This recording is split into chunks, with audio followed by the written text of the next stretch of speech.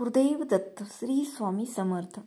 स्वामी कृपेने तुमचा आजचा दिवस आनंदात जाओ ही स्वामीचरणी प्रार्थना करते आणि आजच्या व्हिडिओला सुरुवात करते. वर्षभरात 12 संकष्टी चतुर्थी येतात. सध्या कार्तिक महिना सुरू आहे. देवाच्या भक्तींसाठी हा महिना अतिशय महत्त्वाचा मानला जातो. कार्तिक महिन्यात गणाधीप संकष्टी चतुर्थी व्रत करण्याची परंपरा आहे. वर्षभरात 12 संकष्टी येतात. सध्या कार्तिक महिना सुरू आहे. देवाच्या भक्तींसाठी हा महिना अतिशय महत्त्वाचा मानला जातो.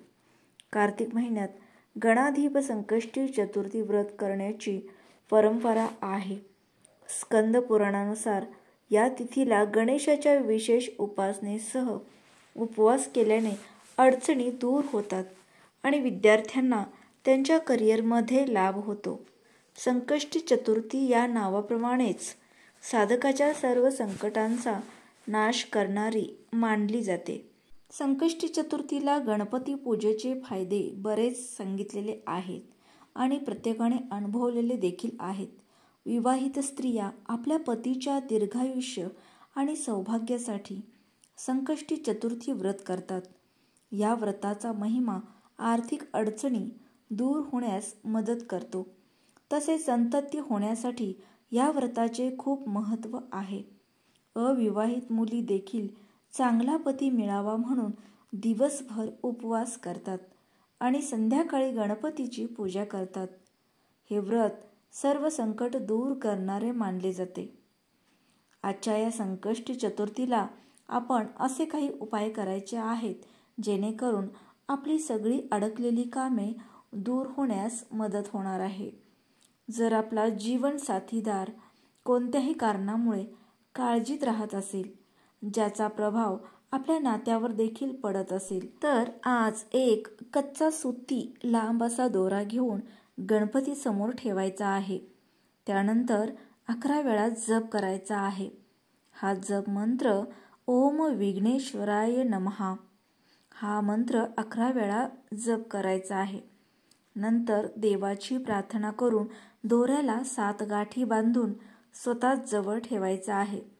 असे केल्याने आपल्या साथीदाराची सर्व काळजी दूर होणार आहे.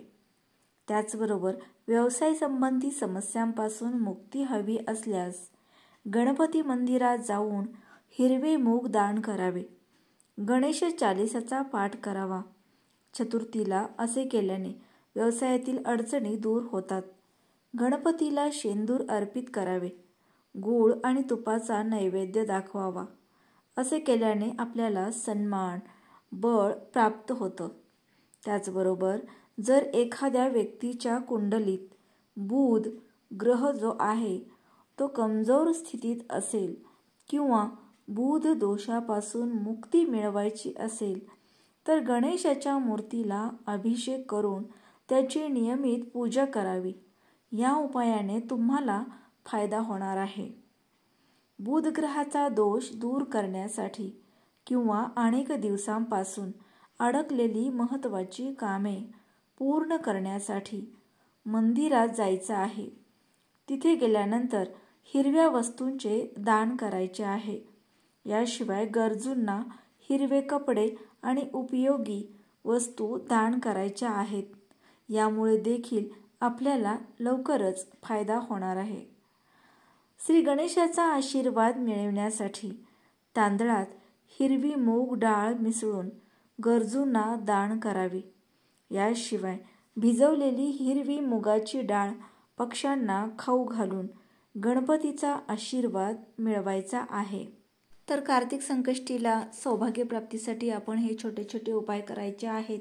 आपली अडकलेली कामे दूर होण्यासाठी आपल्याला नक्कीच मदत होणार आहे आणि बुध ग्रहाचा दोष दूर करण्यासाठी देखील आपण हे उपाय करायचे आहेत. आजचा व्हिडिओ आवडल्यास लाईक करा, शेअर करा. चॅनलवर नवीन असाल तर चॅनलला सबस्क्राईब करून सपोर्ट करा. पुन्हा भेटूयात अशाच एका नवीन व्हिडिओमध्ये. तोपर्यंत श्री स्वामी समर्थ.